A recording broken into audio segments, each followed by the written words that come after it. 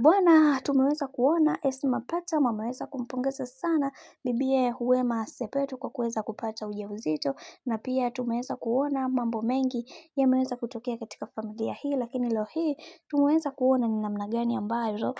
familia hii imekuwa na upendo wa dhati kwa upande wa bibie Wema Sepetu. Tumeweza kumuona, ameweza kumuishi na kumwambia kwamba Mungu aweze kusimama naye katika kila hatua ya maisha ambayo anayopiga, na wengi wao waliweza kuzungumza mengi wakisema kwamba kiukweli bibie huyu amekuwa akipitia changamoto nyingi sana katika maisha, hivyo hatuna budi kuweza kumfanya na yeye akaenjoy katika maisha, kwa sababu kila mtu anaamini kwenye kile ambacho anachokiamini, na wengi wao walitamani kuweza kujua mengi zaidi juu ya hiki ambacho kinachoendelea, kwa sababu kumekuwa na mambo mengi ambayo yamekuwa yakitokea katika familia hii. Lakini leo hii Esma yeye ameweza kuweka kila kitu wazi na kusema kwamba ifike kipindi mtu apewe maua yake, kwa sababu bibie Wema ni mtu mzuri na pia ana nafasi kubwa sana katika jamii, na tumeweza kuona mchango wake ni namna gani ambavyo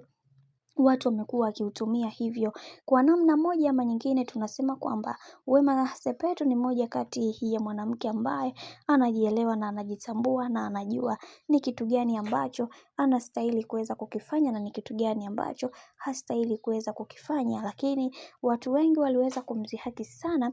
bibie Wema Sepetu, na leo hii Mungu si Asumani kwa upande wake ameweza kumfanya amekuwa mama kwa mara nyingine. Hili jambo limewafanya hata watu wengine waweze kubaki midomo wazi, kwa sababu hawakuweza kutegemea kwa hiki ambacho kilichoweza kutokea, kwani watu wengi walikuwa wakimdhihaki na kumuona kwamba tayari ameshaweza kupoteza, lakini wanashindwa kuweza kuelewa kwamba Mungu si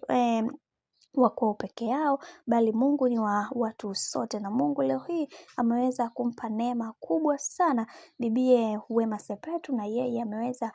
kujipatia kamtoto kake ambako mara zote watu wengi wameweza kuzungumza mengi juu ya haya ambayo yanayoendelea kwa sasa.